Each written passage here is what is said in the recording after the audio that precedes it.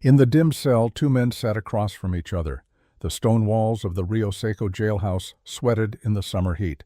It was June 1884. Moisture beaded on cold rock, dripping slow like the seconds that stretched between question and answer. In the dim cell, two men sat across from each other at a scarred wooden table. One wore the silver badge of a United States Marshal. The other wore the bruises of a man who had learned that silence was sometimes the only defense left. Marshal William Crane folded his hands on the table. His face bore the map of a hard life, scars crossing scars, the kind of face that had seen every lie a man could tell and learned to smell the truth hidden beneath. He studied the prisoner with eyes that had lost their capacity for surprise, but never their hunger for justice. Jonas Brennan sat across from him, shackled hands resting in his lap. Dried blood crusted at the corner of his mouth. His left eye had swollen nearly shut, the purple bloom of violence spreading across his cheekbone. He did not meet the marshal's gaze. Instead, he stared at a point on the wall where the plaster had cracked, forming a shape like a bird in flight. 6 months, Crane said, his voice carrying the rough texture of desert wind. 6 months you harbored her. 6 months you lied to federal authorities, and now she's gone and a man is dead. Jonas said nothing. His breathing was shallow, controlled. The kind of breathing a man learns when pain is his constant companion and showing it is a weakness. Where is she now, Brennan? The silence stretched. Somewhere in the building a door slammed.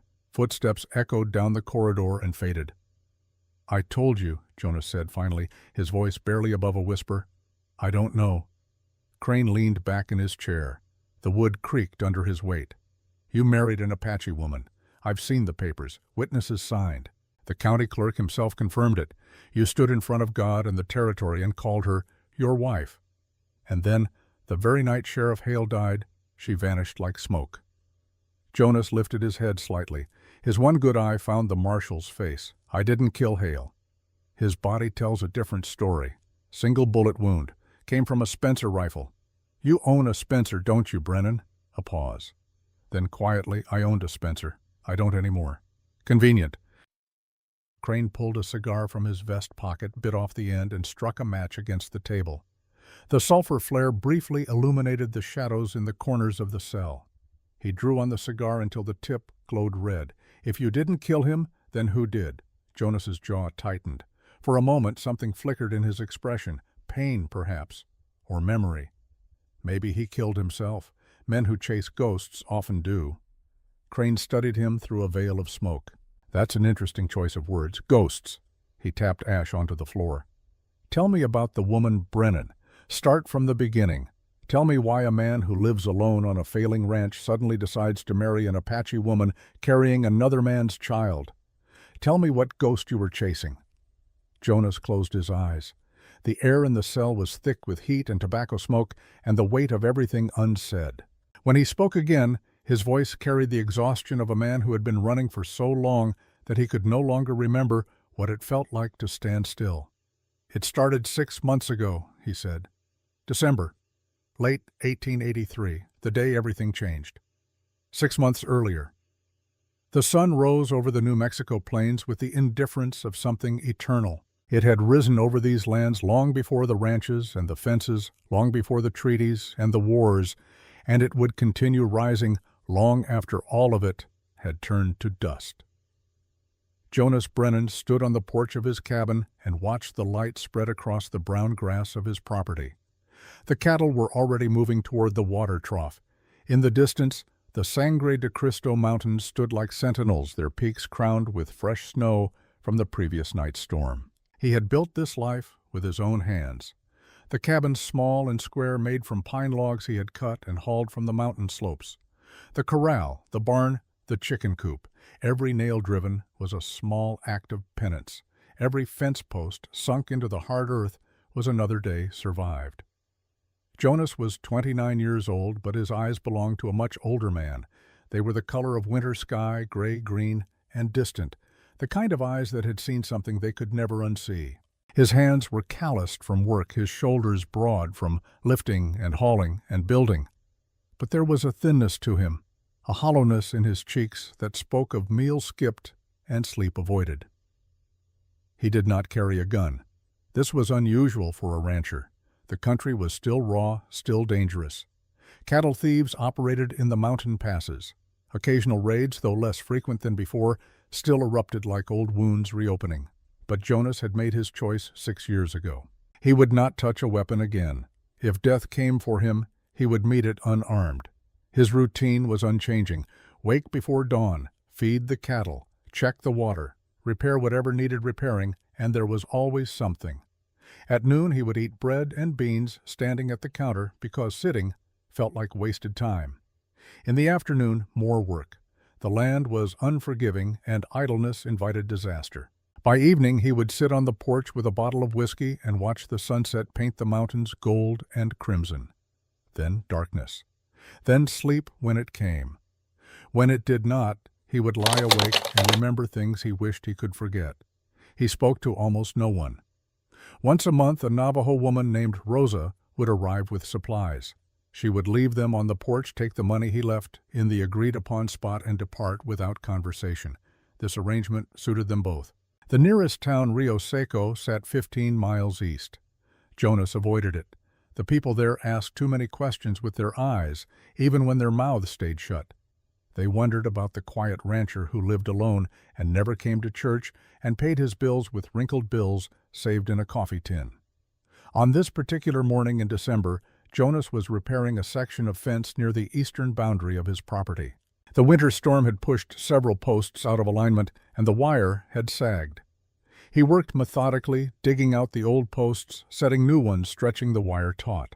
The work was simple and physical, and it gave his mind something to focus on, besides the dreams that had woken him at 3 a.m. The sun climbed higher, cold air bit at his exposed skin. He had just finished tamping dirt around a new post when he smelled it. Smoke. Not wood smoke. Something else. Herbs, perhaps. Tobacco mixed with something sweet and earthy.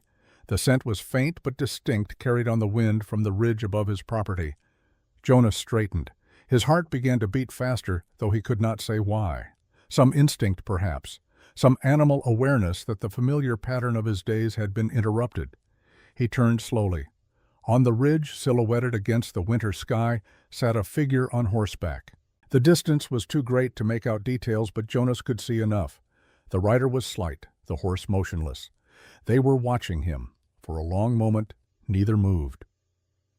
The wind carried the smell of that strange smoke, and with it came a sensation Jonas had not felt in years. The electric prickle of being seen, of being known. Then the rider began to descend. Jonas's hand moved instinctively to his hip, where a gun belt used to hang. His fingers found only empty air. He forced himself to breathe slowly, to stand his ground.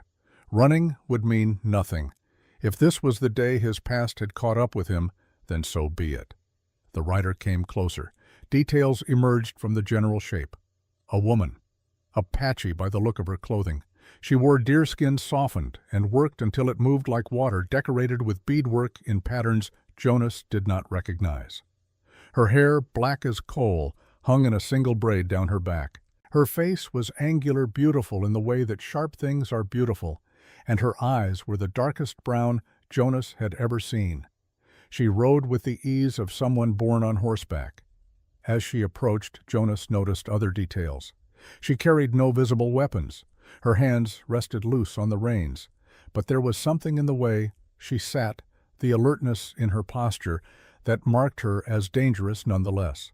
She stopped 20 feet away. For a moment she simply looked at him. Jonas felt the weight of her gaze like a physical thing, measuring him, assessing him. He stood still, hands at his sides, waiting. When she spoke, her voice was clear and accented, but perfectly understandable. Jonas Brennan. It was not a question. She knew his name. Jonas felt the world tilt slightly beneath his feet. No one here knew his full name. He had introduced himself only as Jonas to the few people he could not avoid. Even on the deed to his property, he had used only his first initial and last name. "Who's asking?" he managed. She dismounted in one fluid motion. "My name is Naya. I need to speak with you about a business arrangement." Jonas's throat had gone dry. "I don't do business with—" He stopped himself. "I don't do business." Naya took a step closer. Now Jonas could see the lines of her face more clearly. She was young, perhaps in her early 20s, but there was an age in her eyes that matched his own. She had seen things, survived things. "Last winter," she said, "you helped an old man. An Apache. He was half frozen, starving. You found him near your well. You gave him food, a blanket.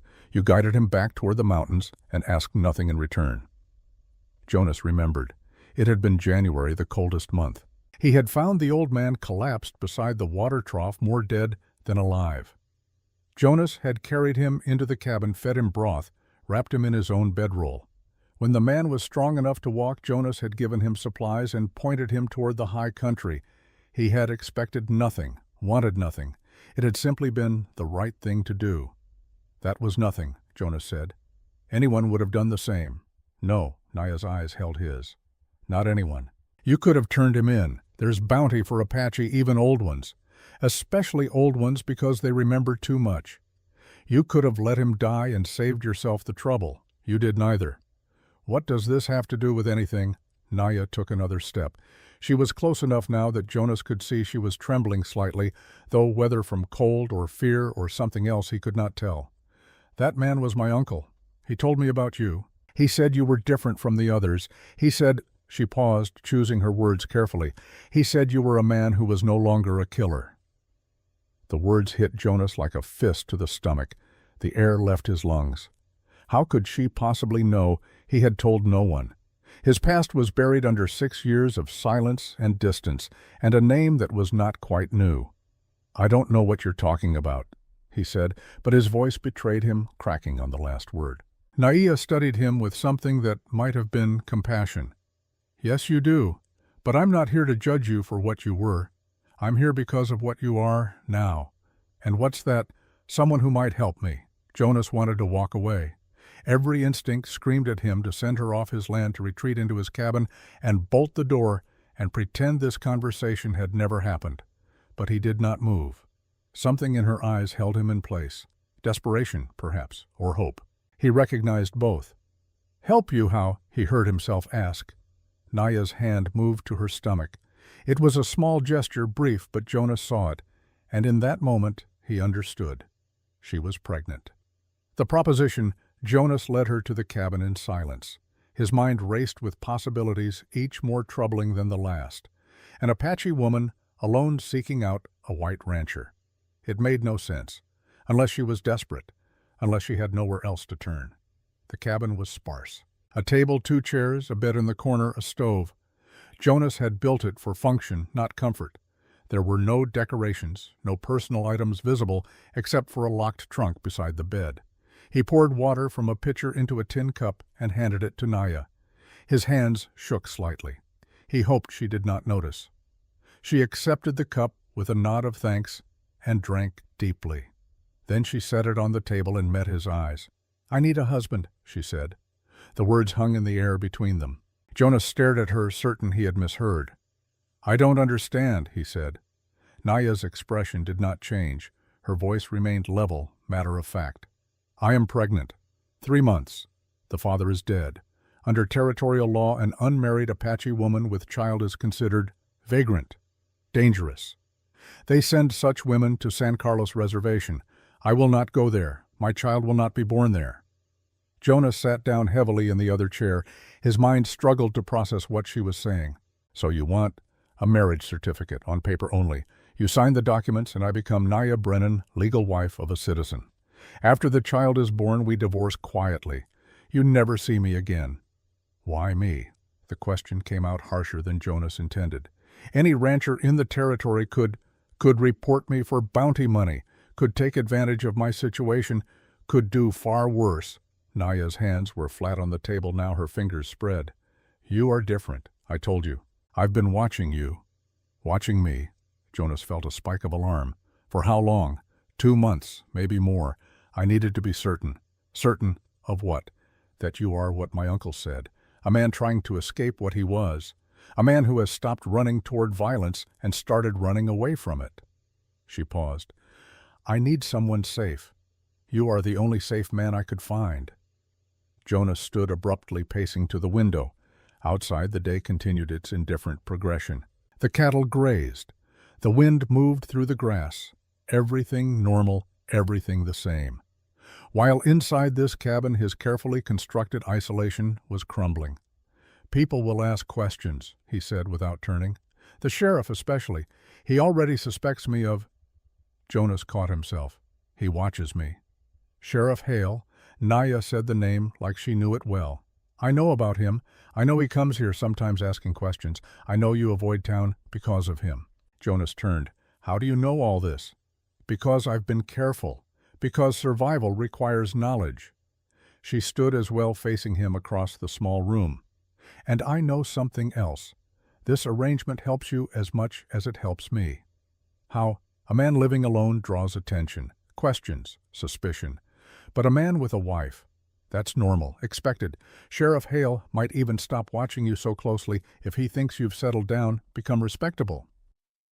Jonas wanted to deny it, but he could not. She was right. His isolation had made him an object of curiosity, and curiosity was dangerous. But marriage to an Apache woman, that would bring its own problems. "What's in it for you?" he asked. "Really beyond the legal protection?" Naya was silent for a long moment. When she spoke again, her voice was quieter, and for the first time Jonas heard the exhaustion beneath the steel. "I can cook, I can hunt. I know herbs for healing for animals and people both. I will earn my place here. I will work harder than any wife you could find in town.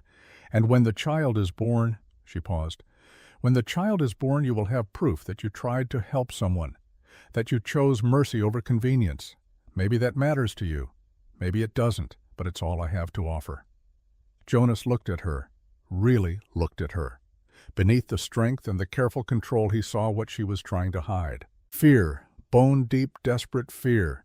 She was alone, pregnant, hunted. She had come to him because she had no other choice, and Jonas knew what that felt like. "If I say no," he asked, "I leave at dawn.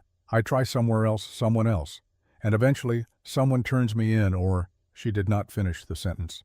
"And if I say yes, we ride to town tomorrow, file the papers, come back here. I stay until the child is born, then I disappear, and you get your solitude back." Jonas walked to the trunk beside his bed. He knelt and opened it. Inside were the remnants of his former life. A uniform folded and musty. A few letters never sent. And at the bottom, wrapped in cloth, a military discharge paper. Dishonorable. Deserter. He closed the trunk and locked it again. "I need time to think," he said. Naya nodded. "I'll sleep in the barn. If you want me gone in the morning, I'll go." The sleepless night, Jonas did not sleep. He sat on the porch as the sun set and the stars emerged countless and cold. He drank whiskey straight from the bottle, but it did not quiet his mind. 6 years. 6 years he had lived in this self-imposed exile, speaking to no one, trusting no one. He had convinced himself that isolation was safety, that if he kept the world at arm's length, his past could never catch up. But here was someone asking to be let in. Temporarily, yes. A transaction, nothing more. But still, it would mean another person in his space, another presence disrupting the careful numbness he had cultivated. And yet, Naya's words echoed in his mind. A man who is no longer a killer. Was that what he was? Or was he just a killer in hiding a wolf pretending to be a dog? He had not touched a weapon in 6 years, true, but the blood on his hands had not washed away with time. It never would. Maybe that was why he was considering this, not because it would make him look respectable, not even because it would help Naya, but because helping her might be the first step toward becoming the man she thought he was, the man his uncle had described. Different. Changed. The moon rose high. In the barn a light appeared briefly in the loft where Naya had made her bed. Then it went dark again. Jonas set down the whiskey bottle. His decision was made. The agreement. Morning came gray and cold. Mist hung in the valley, obscuring the mountains. Jonas found Naya already awake, her bedroll packed, her horse saddled. She stood beside the animal, one hand on its neck, waiting. "Wait," Jonas called out. She turned. He walked toward her, his boots crunching on the frozen ground. When he spoke, his voice was steady. "I have conditions. Tell me. You never speak of my past. Whatever you know, whatever you think you know, It stays buried. No one asks, no one tells. Agreed. And when the child is born, you truly leave. No strings, no obligations. We part ways, and that's the end of it. Naya hesitated just for a moment. Then she said, yes. Jonas extended his hand. They both shook. Her grip was firm, her palm calloused from work. The deal was made. We ride to town today, Jonas said. File the papers. Get it done quickly. Naya nodded. She did not smile, but some of the tension left her shoulders. Thank you, she said quietly. Jonas did not know what to say to that, so he said nothing. He simply went to saddle his own horse. The town. Rio Seco was not a large town, but it served the scattered ranches and mining operations in the region. Main Street consisted of a dozen buildings, general store, saloon, hotel, blacksmith, and the county offices where legal matters were handled. As Jonas and Naya rode in, people stopped to stare. Conversations died mid-sentence. Windows framed curious faces. Jonas kept his eyes forward, his jaw tight. Beside him, Naya rode with her head high, her expression unreadable. If the stares bothered her, she did not show it. They tied their horses outside the county clerk's office, a small tired building with peeling paint and a crooked sign. Jonas had been here only once before when he purchased his land. He had hoped never to return. Inside the office smelled of dust and old paper. Behind a massive oak desk sat Horace Finch, the county clerk. He was a thin man in his 60s with wire-rimmed spectacles and the pinched expression of someone perpetually disappointed by the world. He looked up as they entered, and his eyes widened. "Brennan," he said, his tone neutral, but his gaze sharp as it moved to Naya. "What can I do for you?" "We're here to file a marriage certificate," Jonas said. The silence that followed was absolute. Finch's mouth opened, then closed. He removed his spectacles, cleaned them on his vest, and replaced them as if hoping his vision had deceived him. "You're marrying her," he said finally. "That's right. You understand there are considerations, legal complexities. The territorial legislature has debated the question of interracial marriage, and while it's not explicitly forbidden, there are those who would argue, is it legal or not?" Jonas interrupted. Finch hesitated. Then, with visible reluctance, he pulled a heavy ledger from a shelf. He flipped through pages, his finger tracing lines of text. Finally, he looked up. "Technically, yes. New Mexico Territory has no statute prohibiting such unions, but I must inform you that this will be a matter of public record. People will know." "I understand." "Very well." Finch pulled out the necessary forms. "I'll need 2 witnesses." Jonas's stomach sank. He had not thought of this. He knew no one in town well enough to ask such a favor. And even if he did, who would agree to witness a white man marrying an Apache woman? The door opened behind them. Jonas turned to see Dr. Miriam Ashford entering. She was a woman in her early 50s, silver-haired and sharp-eyed, the town's only physician. She had come to Jonas's ranch once 3 years ago when one of his cattle had broken through a fence and injured a neighbor's property. She had helped mediate the dispute, asking nothing in return. Jonas remembered her as fair-minded, though they had not spoken since. She looked at Jonas, then at Naya, then at the forms on Finch's desk. Her expression shifted through several emotions in quick succession: surprise, calculation, and finally something that might have been approval. "I'll witness," she said. Finch sputtered. "Dr. Ashford, you can't possibly—" "Can't I?" She walked to the desk and held out her hand for the pen. "Mr. Brennan is a law-abiding citizen. This young woman deserves the protection of legal marriage. Someone in this town ought to stand for common decency instead of fear and prejudice." A second voice came from the doorway. "I'll be the second witness." Rosa, the Navajo woman who brought Jonas his supplies, stepped inside. She nodded to Jonas, then to Naya. "If the doctor can be brave, so can I." Finch looked between them, clearly outnumbered. With a long, suffering sigh, he pushed the forms forward. "Sign here, then." Jonas signed his name. His hand was steady, though his heart raced. Naya signed hers, the letters careful and precise. Dr. Ashford and Rosa added their signatures as witnesses.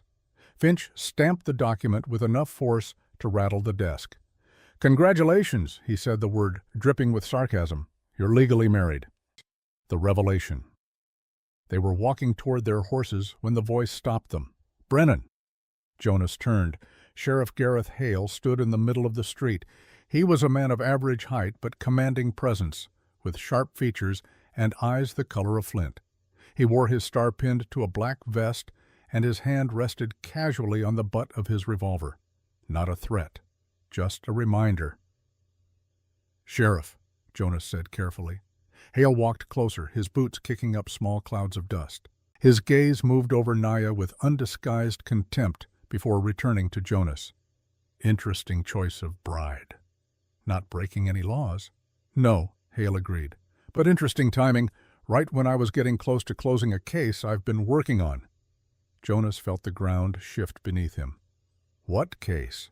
Hale smiled. It was not a pleasant expression. "The death of Corporal Lyle Davies, 5th Cavalry Regiment, killed in 1878 near Canyon de Chelly. Official report says Apache raiders. But I've been going through the old records. Seems there were some inconsistencies."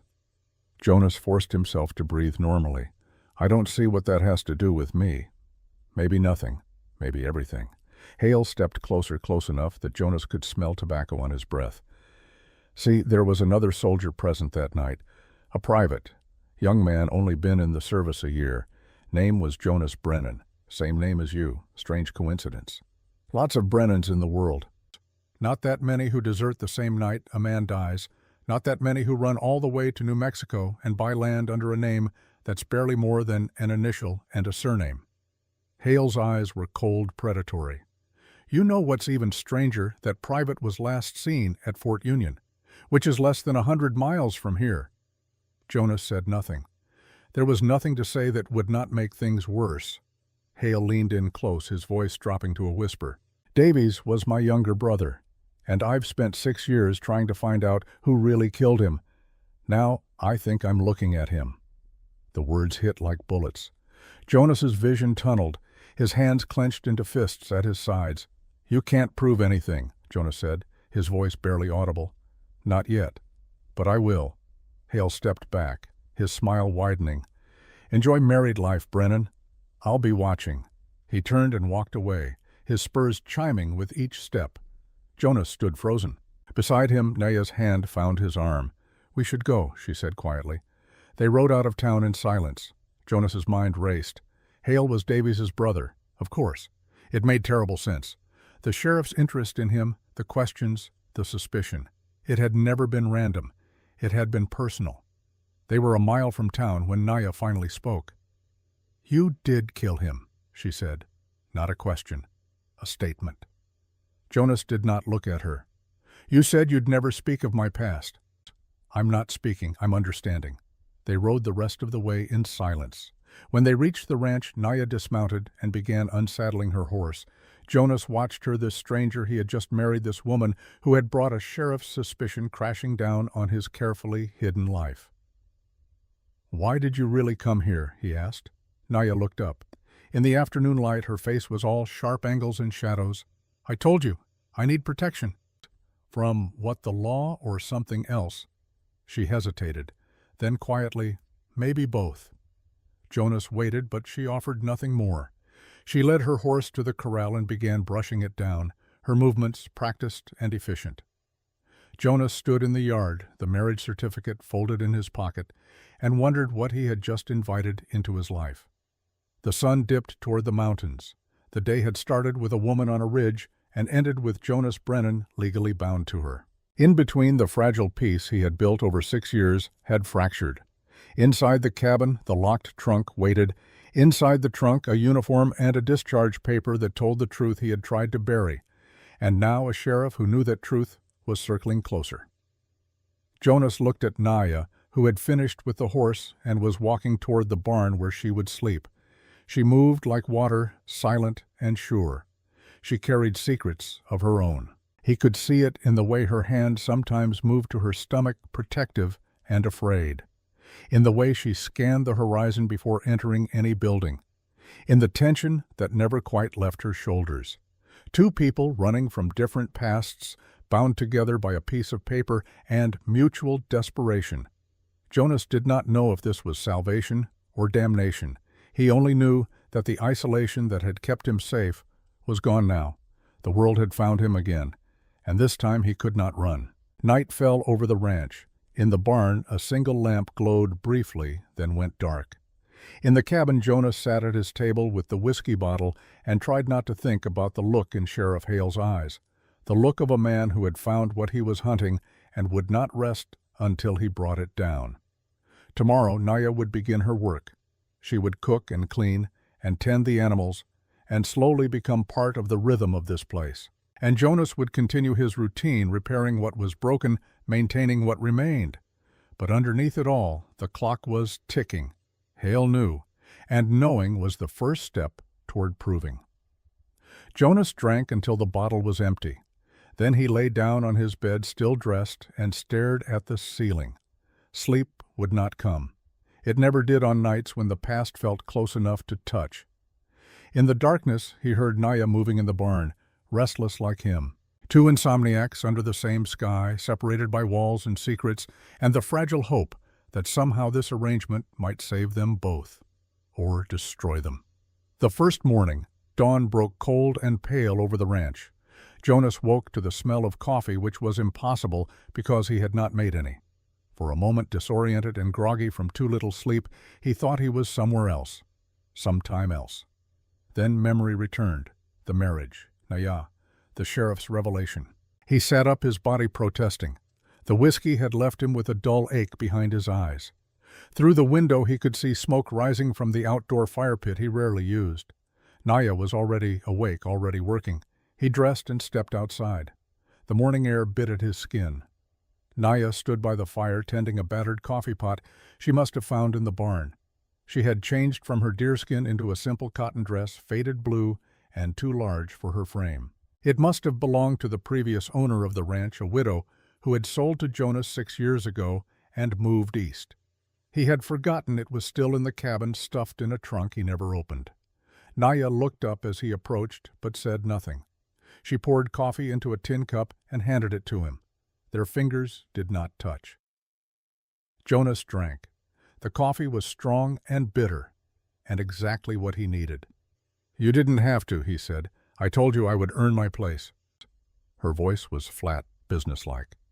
"This is me earning it." They stood in silence, drinking coffee, as the sun climbed and color returned to the world.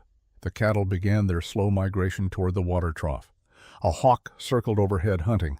Everything was the same as yesterday, except everything had changed. "I'll work the north pasture today," Jonas said finally. "Fence needs checking. You can stay here or I'll come with you." Naya set down her cup. "I should learn the property, in case people ask questions." She was right. A wife who knew nothing about her husband's ranch would raise suspicion. So they saddled horses and rode out together, the silence between them thick but not entirely uncomfortable. Jonas showed her the boundaries of his land, the spring that fed the water system, the old line shack where he stored tools. Naya listened, asked intelligent questions, noticed things he had stopped seeing. "You keep everything very neat," she observed, "very controlled." Jonas glanced at her. "Helps me think. Or helps you not think." He had no answer to that. The routine builds. Days passed, then a week. They fell into a pattern that felt almost natural. Jonas rose early and found coffee already made. Naya worked without being asked, mending clothes he had let fall into disrepair, organizing the cabin with an efficiency that made his previous existence look slovenly. She cooked meals that were simple but better than anything he had made for himself in years. They spoke little, but the silence shifted. It became less like strangers avoiding conversation and more like two people who understood that words were not always necessary. Jonas noticed small things. The way Naya's hand moved to her stomach when she thought he was not looking. The careful way she lifted heavy objects, protecting something precious. Her pregnancy was becoming more visible. Another month, maybe 2, and there would be no hiding it. In the evenings, they sat on the porch together, not side by side, but near enough that it counted as companionship. Jonas would drink his whiskey less now than before. Naya would work on some task, beadwork or mending, her hands always moving. Sometimes she would tell stories, not about herself, but about her people. Legends and histories told in a voice that carried the rhythm of something memorized and sacred. Jonas listened. He did not ask questions, but he learned. About Coyote the trickster, about the significance of the 4 sacred mountains, about ceremonies he would never witness but could now imagine. These stories were a gift, he realized. Naya was letting him see a part of her world, even as she hid the specifics of her own life.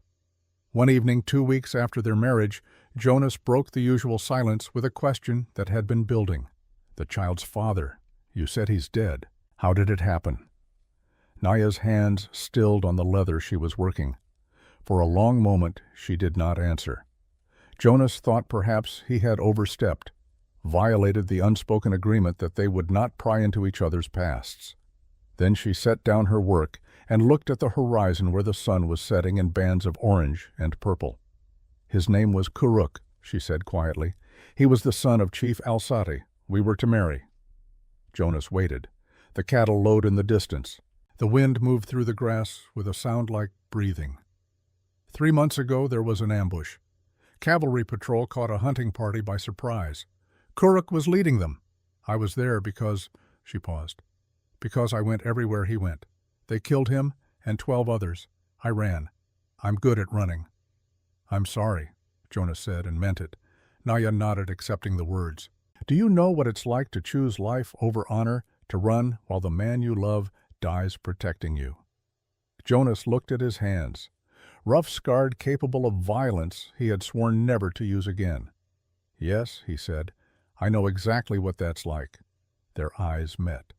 In that moment something shifted. They were no longer just two people bound by legal necessity. They were two survivors haunted by the same guilt. The guilt of living when others did not. The sheriff's shadow, Sheriff Hale, began visiting the ranch. Not every day, but often enough that his presence became a weight Jonas carried constantly. He would ride up unannounced, always with some official-sounding reason. Checking on livestock theft reports, following up on a territorial survey, asking if Jonas had seen any suspicious activity. But the real questions were in his eyes.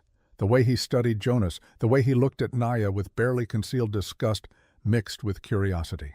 He was waiting for them to make a mistake, to reveal something he could use. On his third visit, Hale dismounted and walked slowly around the property, his hand resting on his gun belt. Jonas followed at a distance, tense as a coiled spring. "Nice setup you have here, Brennan," Hale said, his tone conversational. "Must have taken a lot of work, a lot of money too. Where'd a deserter get that kind of money?" "I'm not a deserter." "No." Hale turned his smile cold. "Then it shouldn't bother you if I wire Fort Union. Ask them to send over their records from 1878. See if there's any paperwork on a private Jonas Brennan who went missing right around the time my brother died." Jonas forced himself to stay calm. "Do what you need to do, Sheriff. I've got nothing to hide." "Really? Because your wife seems awful jumpy for a woman with nothing to hide. Where'd she learn English so well? Not many Apache speak it that fluently. Makes me wonder what kind of life she's led, what kind of people she's been around." "She's my wife, that's all you need to know." Hale stepped closer, his voice dropping. "I've been doing some research. Turns out there was a skirmish 3 months back.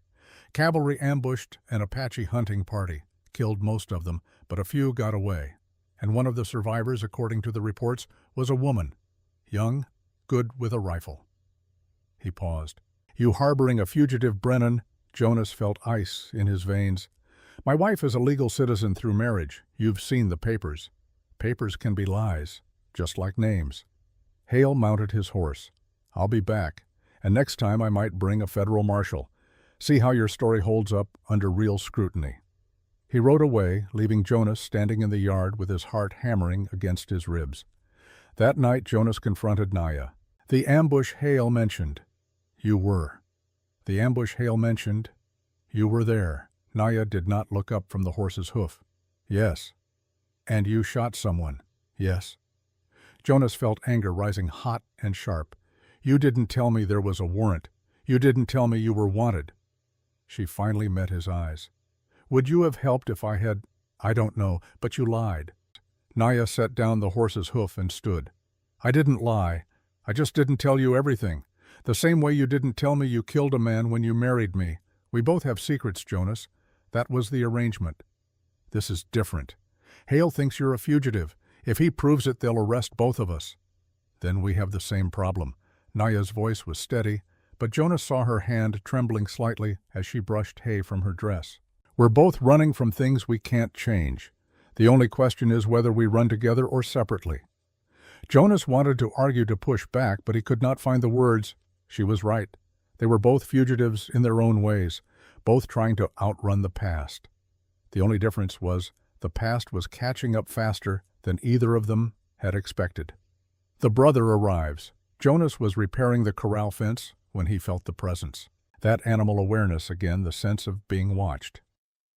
He straightened slowly, his hand instinctively moving toward a tool that could serve as a weapon. Old habits died hard. A man stood at the edge of the property. Apache by his clothing and bearing. Tall, powerfully built, with long black hair decorated with feathers. His face was hard, weathered by sun and wind and something else. Violence, perhaps. Or the weight of too many difficult choices. He carried a rifle across his back, a knife at his belt. But his hands were empty, held away from his weapons in a gesture that could have meant peace or could have meant nothing. Jonas did not move. They stared at each other across 30 yards of brown grass. "Where is my sister?" the man called out in English. The word struck Jonas like a physical blow. Sister. Naya had a brother. Before Jonas could respond, the cabin door opened. Naya emerged and the color drained from her face. "Dakota," she said the name, barely a whisper. Dakota walked forward, his movements controlled but radiating tension. He stopped 10 feet from Naya, close enough to see her clearly. His eyes dropped to her stomach, now visibly rounded beneath her dress. His expression cycled through shock rage and something Jonas could not identify. "You married a white man," Dakota said, his voice shaking. "You shame our family. You shame our mother's memory." "I had no choice," Naya said, her voice stronger now. "You know what would happen to me, what they would do. You should have come to me. You would have killed me." The words burst from Naya with the force of truth long held back. Silence fell. Jonas looked between them, understanding dawning. There was history here, deep and painful. Dakota's hands clenched into fists. "The child you carry, its father was Kuruk, son of Chief Alsate." He spat the name like poison. "Our enemy. The man whose father killed our mother 6 years ago. You betrayed us by loving him." Jonas felt the ground shift beneath his understanding of Naya's situation. This was not just about legal protection. This was about a blood feud. Kuruk was not his father, Naya said, her voice breaking. He tried to make peace. He wanted to end the killing. You were the one who refused. Peace? Dakota laughed, harsh and bitter. There is no peace, only survival. And you've made survival harder for all of us. He turned his attention to Jonas, sizing him up with the eyes of a warrior. You think you're saving her? You're making it worse. What do you mean? Jonas asked. Dakota stepped closer. The cavalry knows about her. They know she was at the ambush where Kuruk died. They think she's a scout feeding information to rogue bands. There's a warrant, federal. They're coming for her. Jonas felt his world tilting. What? I came to warn her. Not to bless this marriage. Not to thank you for your charity. To tell her she needs to run. Far from here. Far from you. Dakota looked at Naya. If they find you here, they'll arrest both of you. Harboring a wanted Apache is a federal crime. How do you know all this? Jonas demanded. Dakota's expression closed down. I have my sources. There was something in the way he said it, something evasive. Jonas studied him more carefully. Dakota carried himself like a warrior, but there was a wariness in his eyes that went beyond normal caution, the wariness of a man walking a dangerous line. You need to leave, Dakota said to Naya. Tonight, I can take you to the mountains. There are places they'll never find you. And the child? Naya touched her stomach. What happens when I give birth in some cave? What kind of life is that? It's the only life you have left. Jonas found his voice. She's my wife. Legally. That has to count for something.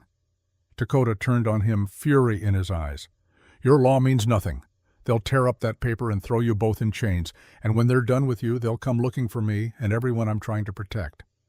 The last words came out too raw, too revealing. Jonas caught it. Trying to protect. Not just Naya, others. Who are you protecting? Jonas asked quietly. Dakota's jaw tightened. He had said too much. That's not your concern. It is if it affects Naya. For a moment, Dakota looked like he might draw his knife. Then something in him deflated. He suddenly looked tired, older than his years. "You don't understand the game being played here. The cavalry, the rogue bands, the treaties that mean nothing. I'm trying to save who I can, that's all." He turned back to Naya. "I'm camped 3 miles north in the canyon by the Red Rocks. You have until tomorrow night to decide. Come with me and live in hiding, or stay here and wait for them to find you." "Dakota," Naya said, her voice soft. "What have you done?" "What I had to." He would not meet her eyes. "What I'm still doing." Then he was gone, moving through the grass like smoke disappearing into the landscape he had emerged from. The confrontation. That night, Jonas and Naya sat at the small table in the cabin. A single lamp burned between them, throwing shadows on the walls. Outside, the wind had picked up, rattling the windows. "You need to tell me everything," Jonas said. "No more half-truths. If we're going to survive this, I need to know what we're facing." Naya was quiet for a long time. When she finally spoke, her voice was barely above a whisper. "The night of the ambush, I didn't just run, I fought. There was a soldier, young, terrified. He was going to shoot Kuruk. I shot him first." "Did you kill him?" "I don't know, it was chaos. Smoke and gunfire and screaming. I saw him fall. Then Kuruk grabbed me, told me to run. I ran, he stayed to cover the others." She closed her eyes.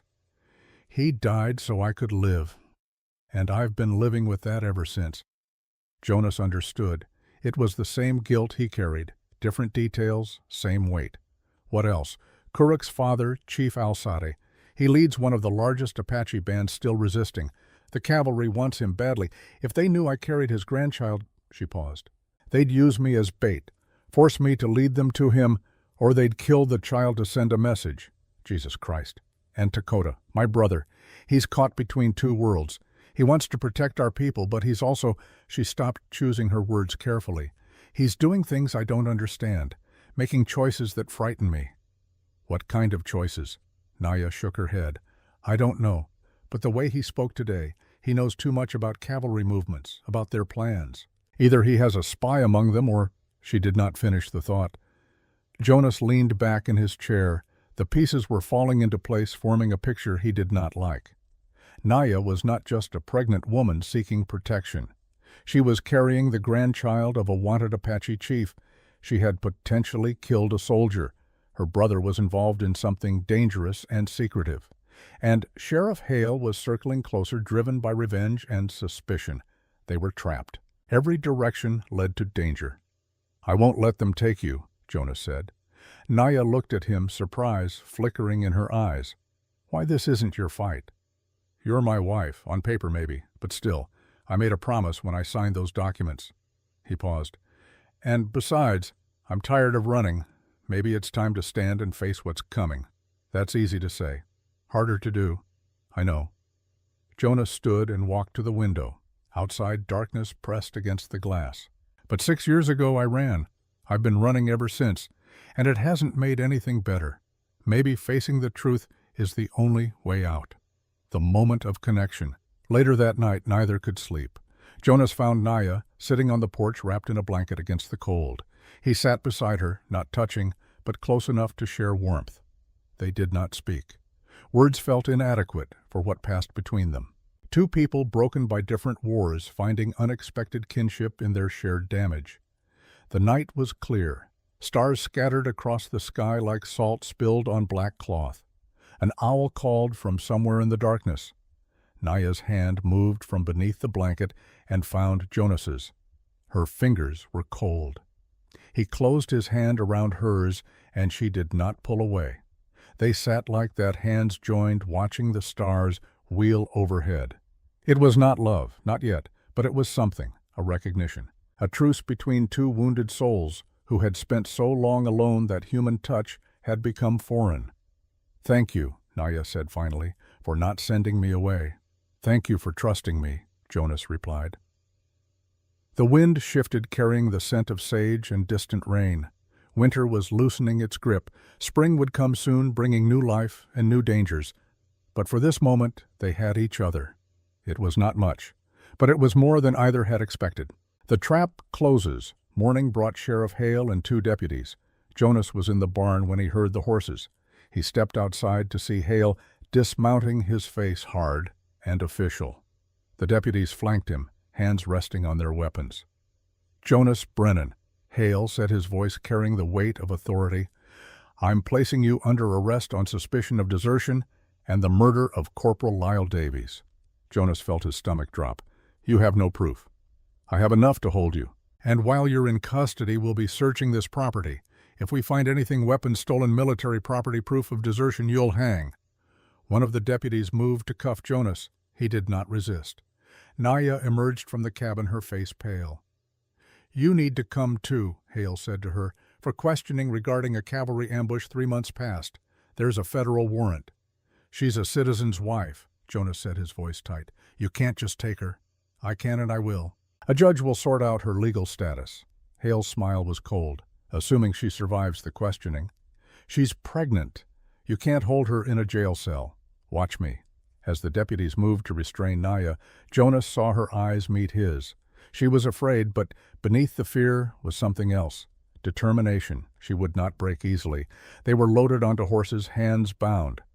As they rode toward town, Jonas noticed something. One of the deputies leaned close to Hale and whispered something. Hale's expression changed, shock replacing satisfaction. He looked at the deputy, then at the horizon, then back at Jonas with something that might have been uncertainty. What had the deputy said Jonas could not hear, but whatever it was had shaken Hale's confidence. The sun climbed higher as they rode. Behind them, the ranch grew smaller. Jonas did not look back. Looking back had never helped. The only direction that mattered was forward into whatever storm was coming. Beside him, Naya sat straight in her saddle despite her bound hands. She did not cry, did not plead. She rode like a warrior heading into battle, and Jonas felt something fierce and protective rise in his chest. Whatever happened next, they would face it together. Not because they had chosen each other, but because choice had become irrelevant. They were bound now by law and circumstance, and something deeper than either. The marriage had been a transaction, but somewhere in the past weeks it had become something else. The town of Rio Seco appeared on the horizon, small and dusty and waiting. Justice, Jonas knew, was a flexible thing in the territory. It could mean truth or vengeance, depending on who held the gavel. Sheriff Hale held the gavel now, and he was determined to see Jonas pay for his brother's death, guilty or not. The horse's hooves drummed against the hard-packed earth, counting down the distance to whatever came next. Jonas closed his eyes and thought of the trunk under his bed, the uniform inside, the discharge papers, the evidence of who he had been before he became who he was now. Soon everyone would know. The secret he had buried would be dragged into the light, and when it was, there would be nowhere left to hide. The trap had closed. All that remained was to see who would escape and who would be caught. The separation. The Rio Seco jail was a squat stone building that smelled of sweat and old fear. Jonas had passed it countless times in his rare trips to town, never imagining he would see the inside. Now he sat in a cell with iron bars, his hands finally freed from the ropes, but trapped nonetheless. The walls were thick enough to muffle sound. He could not hear Naya, though he knew she was somewhere in this same building. They had been separated immediately upon arrival. Hale had taken Naya to what he called the holding room, a small chamber usually reserved for witnesses or women accused of minor offenses. Jonas had glimpsed her face as they were pulled apart. She had looked at him with an expression he could not read. Trust, perhaps, or resignation, or simply the blank mask people wear when they know the worst is coming and there is nothing to do but endure. Jonas sat on the narrow cot and stared at the opposite wall. Someone had scratched words into the stone years ago. The letters were worn smooth, barely legible. God forgives, men do not. He wondered who had written that, whether they had been innocent or guilty, whether it had mattered in the end.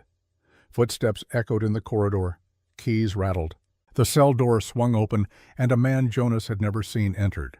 He was tall, broad-shouldered, with a face that looked like it had been carved from granite and left out in the weather too long.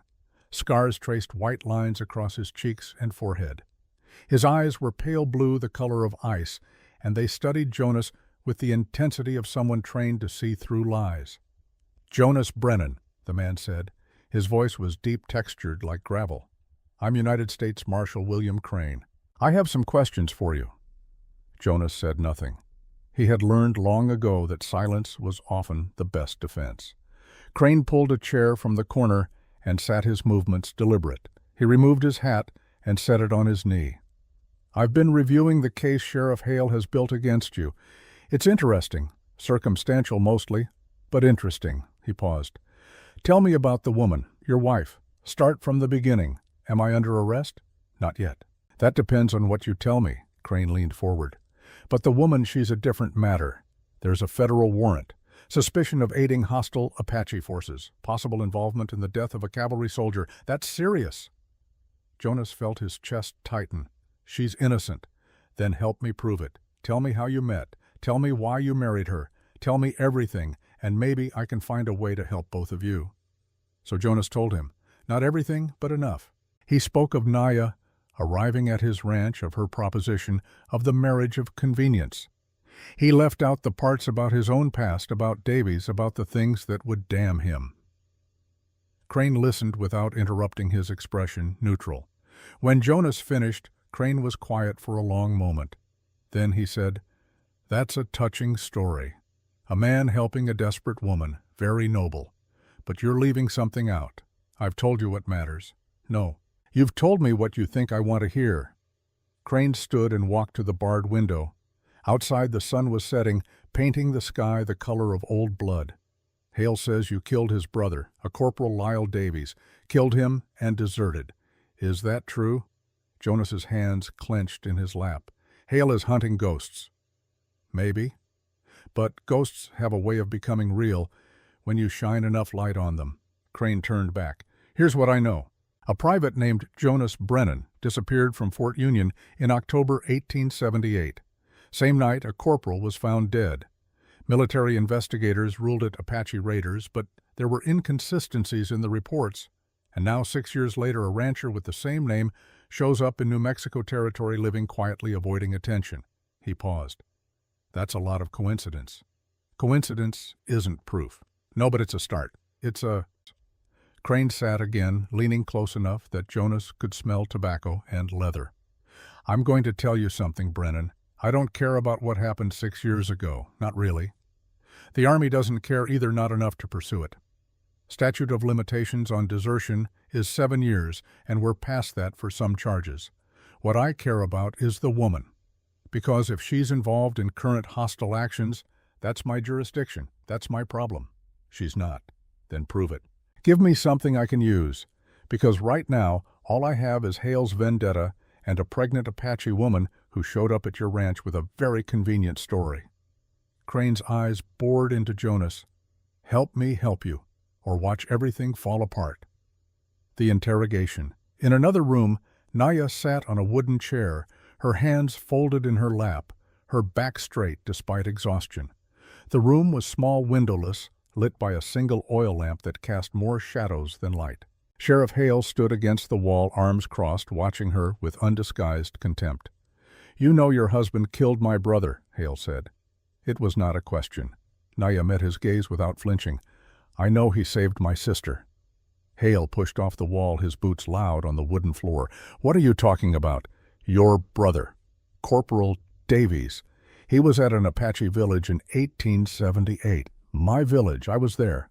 I was 16 years old." Hale's expression flickered. Something behind his eyes, uncertainty creeping in. "You're lying." "I have no reason to lie. Not now." Naya's voice was steady, clear. "My sister was 18, wounded. I was trying to drag her to safety. Your brother found us. He raised his rifle. He was going to shoot us both." "No, he wouldn't." "He would have. He did that all night. I saw him. I saw what he did." Naya's hands tightened in her lap, but her voice never wavered. "Jonas shot him first, shot him to save 2 children. Your brother was about to commit murder. Jonas stopped him." Hale staggered back as if struck. His face had gone pale. "You're lying," he said again, but there was no conviction in it now. "I will say this in court if I have to, under oath, in front of a judge. Your brother was not a hero. He was a killer. And Jonas Brennan did what was right." For a long moment Hale said nothing.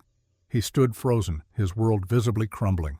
Everything he had believed about his brother about that night was being rewritten. Finally, without another word, he turned and left the room, the door slamming behind him. Naya sat alone in the lamplight, trembling now that he was gone. She had told the truth, all of it, and she did not know if that would save them or destroy them. The revelation. The next morning, Marshal Crane returned to Jonas's cell. His expression was different now, harder, more certain. "I have news," Crane said without preamble, "about your wife's brother, Dakota." Jonas looked up sharply. "What about him?" "He's been providing information to the cavalry for the past 6 months. Locations of hostile camps, movement patterns, supply routes." Crane watched Jonas's reaction carefully. "He's a spy, Brennan, working with Captain Hendricks at Fort Union." The words hit like a physical blow. Jonas thought back to Dakota's arrival at the ranch, the way he had known about the warrant, about cavalry plans, the evasiveness when Jonas had asked how he knew. "You're saying he's betrayed his own people. I'm saying he's trying to save them, the only way he can." Crane sat on the edge of the cot. "The Apache are finished. Everyone knows it. It's just a matter of time.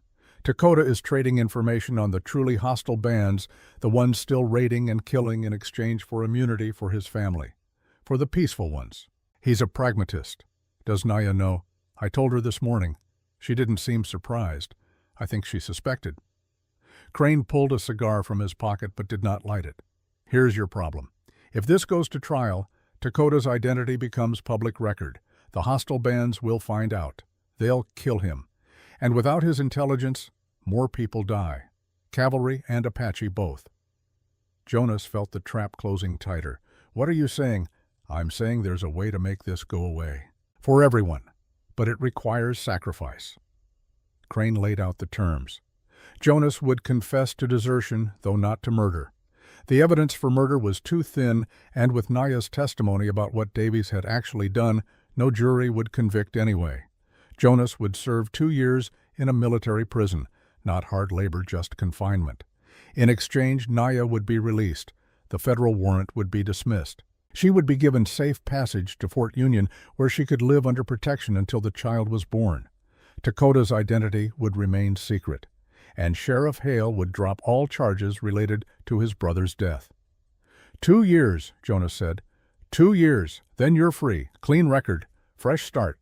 And if I refuse, we go to trial. You might win, might not, but Dakota dies.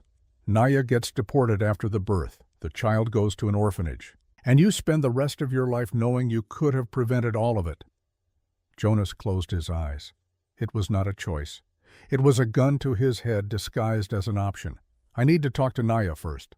"No, she can't know about Dakota's arrangement. It's too dangerous.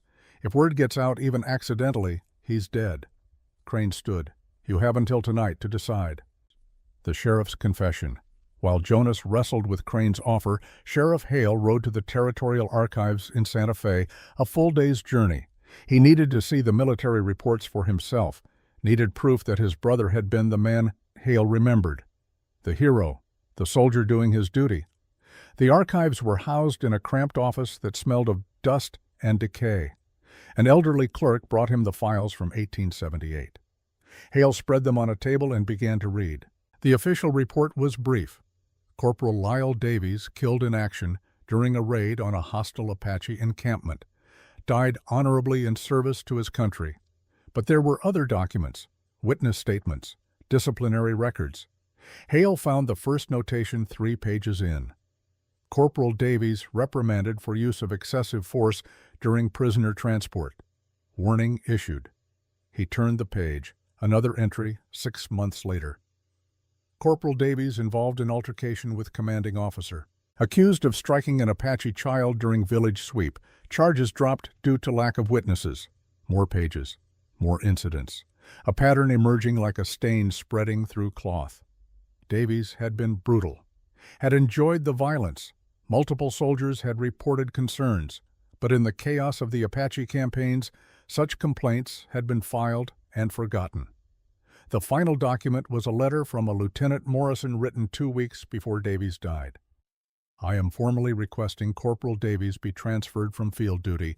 His actions are becoming increasingly erratic and violent. He is a danger to civilians and to the reputation of this regiment." Hale sat back the papers trembling in his hands. His brother had not been a hero. He had been a monster in uniform.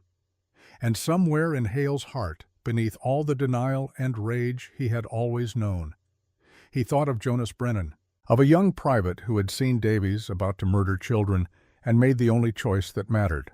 Not the legal choice, not the safe choice, but the right one. Hale gathered the papers and rode back to Rio Seco through the night, his world fundamentally altered.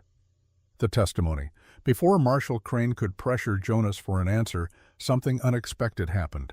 Dr. Miriam Ashford, the town physician who had witnessed the marriage, arranged for Naya to testify before a territorial judge.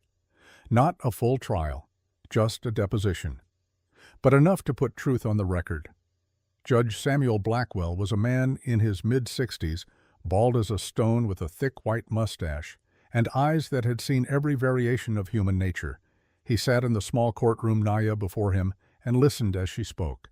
She told him about the massacre in 1878, about watching her mother die, about her sister being shot, about Corporal Davies raising his rifle to finish what he had started, about Jonas Brennan choosing mercy over orders. Her voice never wavered. She spoke clearly, precisely, as if she had rehearsed these words 1,000 times in her mind. Perhaps she had. "Jonas Brennan is not a murderer," she said, looking directly at the judge. "He is a man who chose to save lives when he could have chosen to take them. That is not a crime. That is courage." Judge Blackwell listened, his expression unreadable.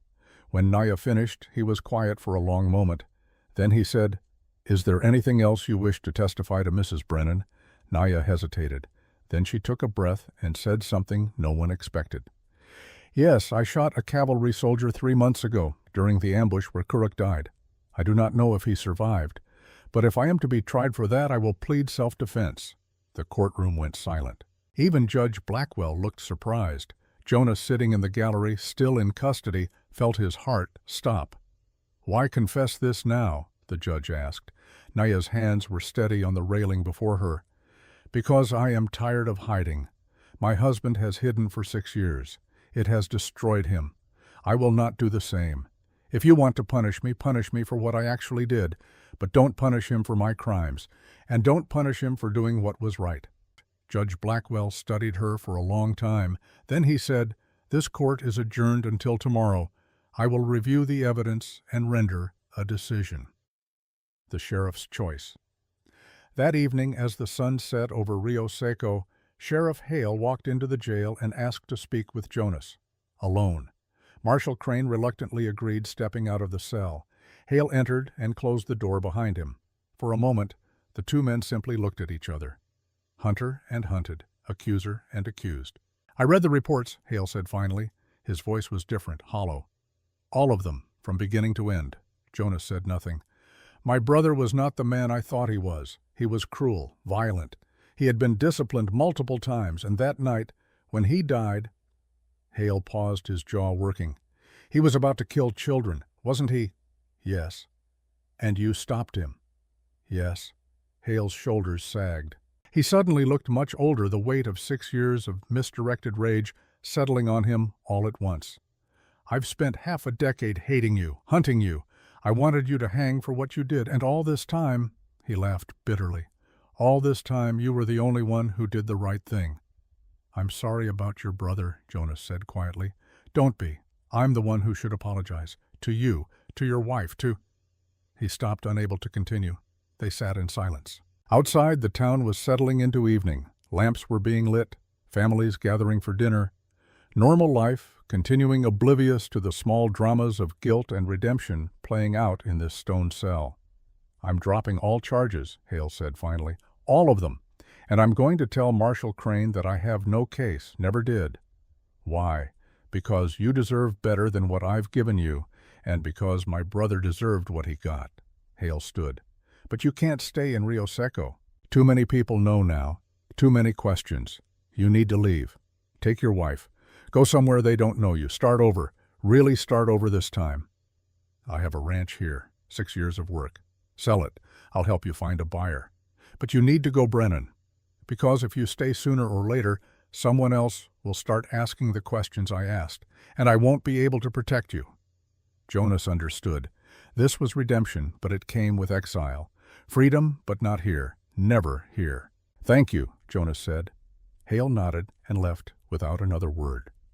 The judge's decision. The next morning, Judge Blackwell returned to the courtroom. It was more crowded now. Word had spread. The town wanted to see justice done, though everyone had a different definition of what that meant. Jonas and Naya stood together before the bench. Marshal Crane stood to one side, Sheriff Hale to the other. The tension was thick enough to cut.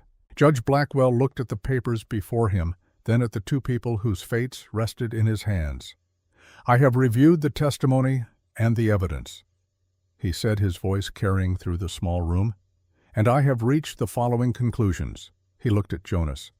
"Mr. Brennan, the charges of desertion against you are complicated by the passage of time and the circumstances under which you left service. However, given the testimony regarding Corporal Davies' behavior and given that you acted to prevent what would have constituted a war crime, I find no basis for prosecution. The charges are dismissed." Jonas felt something release in his chest. Not quite relief. Not yet. The judge turned to Naya. "Mrs. Brennan, regarding the federal warrant, I have received confirmation from Fort Union that the soldier you shot during the ambush 3 months past survived his wounds. He has recovered. Therefore, the charge of murder does not apply. As to whether your actions constituted a crime at all, given that you were defending yourself and others during a military engagement, I find the circumstances support a claim of self-defense. The warrant is dismissed." Naya swayed slightly. Jonas reached out to steady her, his hand on her arm, but Judge Blackwell was not finished. "However, this court cannot ignore the larger situation. The tension between settlers and Apache in this territory remains high. Your presence here, Mrs. Brennan, given your connections to both sides of this conflict, creates a risk of further violence. Therefore, I am imposing the following condition on your release." He paused, letting the weight of his words settle. "You are both to leave New Mexico Territory within 30 days. You will not return for a period of 5 years. This is not a punishment. This is a practical measure to ensure peace. Do you understand?" Jonas and Naya looked at each other. Then together they said, "Yes, Your Honor." "Then you are free to go." The farewell. The next week passed in a blur of preparation. Jonas sold the ranch to a rancher from Colorado for less than it was worth, but enough to start over somewhere else. Naya packed what little she owned, which fit in a single bag. Dr. Miriam Ashford came to say goodbye, pressing a package of medical supplies into Naya's hands. "For when the baby comes," she said, "wherever you end up." "Thank you," Naya said, "for everything. You stood up for what was right. In this town that's rarer than it should be." Miriam squeezed her hand. "Be well." On their last day, as Jonas was loading the wagon, a figure appeared on the ridge. Dakota. He rode down slowly, his face unreadable. Naya walked out to meet him. They stood facing each other, a lifetime of shared history between them. "I know what you've been doing," Naya said quietly. "The marshal told me."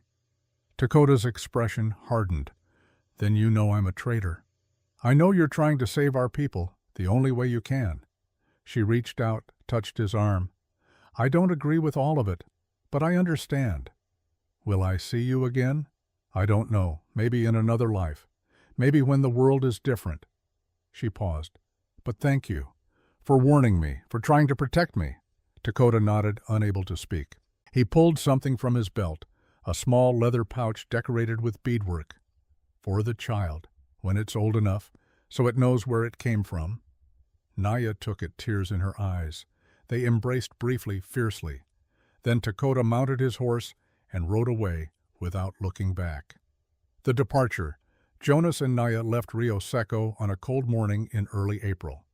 The wagon was loaded with supplies, tools, everything they would need to start over. They had decided on Montana Territory. Remote, sparsely populated, a place where no one would ask too many questions about a rancher and his Apache wife. As they passed through town one last time, Jonas saw faces in windows, some curious, some disapproving, A few, like Dr. Ashford, sympathetic. He did not look back, neither did Naya. They rode north for 3 days, camping at night under stars that seemed closer than they had in New Mexico. On the 4th day they crossed into Colorado. The landscape changed, mountains rising higher, forests thicker. They spoke little, but the silence was comfortable now. They had been through fire together. Whatever came next, they would face it as partners, not strangers, bound by legal necessity. The new beginning. Montana Territory welcomed them with spring rain and mud that sucked at the wagon wheels. They found land for sale near a small settlement called Bitterroot, nestled in a valley with a creek that ran year-round. The price was reasonable. The nearest neighbors were 5 miles away. Jonas built a cabin with his own hands, as he had before. But this time, Naya worked beside him. They raised walls together, laid the roof together, chinked the gaps together. It was smaller than his New Mexico ranch, but it felt larger somehow. Room to breathe, room to become something other than what they had been. Summer came. Naya's pregnancy advanced. She grew heavy, moved slower, but never stopped working. She planted a garden, tended chickens Jonas bought from a passing trader, learned to navigate this new landscape as she had learned to navigate every other challenge in her life. In late June, on a night when heat lightning flickered on the horizon, Naya went into labor. Jonas had sent for a midwife from the settlement, but the baby came too fast. He delivered his daughter himself, his hands shaking, Naya's screams echoing through the small cabin. When it was over, when Naya held the tiny squalling infant to her chest, Jonas sat on the floor and wept. Not from grief, from relief, from the overwhelming realization that something good had come from all the pain. They named her Elise. For Jonas's mother and for Naya's sister, their names blended into something new. A bridge between worlds, as the old prophecy had said, though neither of them believed in prophecies anymore. They believed in choice, in work, in the quiet accumulation of days that added up to a life. The letter. 9 months after they arrived in Montana, a letter found them. It had been forwarded through several post offices, the envelope battered and stained. Jonas opened it carefully. It was from Marshall Crane, brief and to the point. Thought you should know. Dakota successfully negotiated a peace treaty between his band and Fort Union, first of its kind. He credited his sister's courage in speaking truth to a judge as inspiration for his own honesty with military authorities. Bloodshed has decreased significantly in the region. He is still alive. Still fighting, but differently now. Thought you'd want to know your sacrifices meant something. William Crane. Beneath that, a postscript. Sheriff Hale died last month, heart attack. Before he passed, he sent a letter to the Army clearing your name officially. Your military record has been corrected. You are no longer listed as a deserter. You're free, truly free. Jonas read the letter twice, then handed it to Naya. She read it silently, tears sliding down her cheeks. Dakota found another way, she said. Like we did. They burned the letter that evening, watching the paper curl and blacken in the stove. The past was ash now. What remained was the present. The cabin, the land, the child sleeping in a cradle Jonas had carved from pine. The woman who had been a stranger and was now something he had no word for. Not quite wife in the traditional sense. Not quite partner. Something deeper forged in shared survival. The ending. 1 year to the day after they left New Mexico, Jonas and Naya sat on the porch of their Montana cabin and watched the sunset paint the mountains gold and crimson. Elise slept in Naya's arms, a content bundle wrapped in soft blankets. Do you regret it? Naya asked. Leaving. Jonas thought about the question, about the ranch he had built in New Mexico and abandoned, about 6 years of isolation traded for this, a family, a purpose beyond mere survival. No, he said, that place had too many ghosts. This one is ours. A hawk circled overhead, riding thermals toward the high country. The creek babbled in the distance. Somewhere cattle lowed, normal sounds, the sounds of a life being lived instead of endured. What do we do now? Naya asked. Jonas looked at her, at the daughter they had made together, though not in the way either had expected when they first met, at the cabin they had built, at the garden growing in the yard, at all the small evidences of a future taking shape. We live, he said simply, without running, without hiding. Just live. Just live, Naya repeated, as if testing the words, finding them acceptable. They sat as the sun sank below the mountains and stars began to emerge. Elise stirred in her sleep, made a small sound, settled again. The night was cool but not cold. Spring turning to summer, the world continuing its ancient rhythms, indifferent and eternal. Jonas thought about the journey that had brought them here, about the desperate woman who had appeared on his ridge asking for help, about the marriage that had been a transaction and became something else, about the secrets revealed and the prices paid and the unexpected grace of second chances. He thought about Davy's dead 6 years, but finally laid to rest in Jonas's mind. About Hale consumed by vengeance until truth freed him. About Dakota walking a dangerous line between worlds trying to save what could be saved. And he thought about himself, about the young soldier who had chosen mercy over orders and paid for it with years of exile. About the rancher who had lived in isolation, convinced he deserved nothing better. About the man he was becoming slowly in this new place with this new family. The past would always be there. The ghosts never fully disappeared. But they were quieter now, distant enough that the present could be heard over their whispers. Naya leaned her head against his shoulder. Jonas put his arm around her, careful not to disturb the sleeping child. They sat like that, as full darkness came, 3 people who had found each other through desperation and built something that might with time and care become love. Or something close enough to it that the distinction did not matter. In the distance, a wolf howled. Another answered. The sounds of wild things claiming the night. Jonas listened and felt no fear. He was no longer running, no longer hiding. He was simply here in this moment with these people who had become his world. The stars wheeled overhead. The creek sang its eternal song. And in the cabin behind them, the future slept in a cradle made of pine, breathing soft and steady, innocent of the price that had been paid for her existence. But she would know someday. They would tell her. About the rancher and the Apache woman who found each other at the end of the world and chose to build instead of destroy. About the courage it took to tell the truth when lies were easier. About the long road from transaction to trust to something deeper. She would know, and perhaps in knowing she would become the bridge her existence represented, not through prophecy or destiny, but through choice. Through the simple daily decision to honor both halves of her heritage, to be neither one thing nor the other, but something new. That was the future. But for now, there was only this, the porch, the stars, the warmth of bodies pressed together against the cooling night, the sound of a child breathing, the peace that comes not from the absence of struggle, but from the presence of purpose. Jonas closed his eyes and let himself feel it, all of it. The weight of the past and the promise of the future and the precious, fragile present balanced between them. He had spent 6 years trying not to feel anything. Now he let it all in. The pain and the hope and the strange, unexpected joy of being alive in this moment with these people in this place. "Thank you," he said quietly. Naya lifted her head to look at him. "For what? For giving me a reason to stop running." She smiled. It was rare, that smile. Precious. "You gave me the same thing." They sat until the cold drove them inside. They put Elise in her cradle and banked the fire and lay down together in the bed they shared. Not touching, not yet. That would come or it would not, but together. Close enough to hear each other breathing, close enough to know they were not alone. And when sleep came finally, it was deep and dreamless. The sleep of people who had found a place to rest, who had earned it through sacrifice and honesty and the courage to face what they had done and who they had been. The ghosts were quiet that night. And for the first time in 6 years, Jonas Brennan slept through until dawn.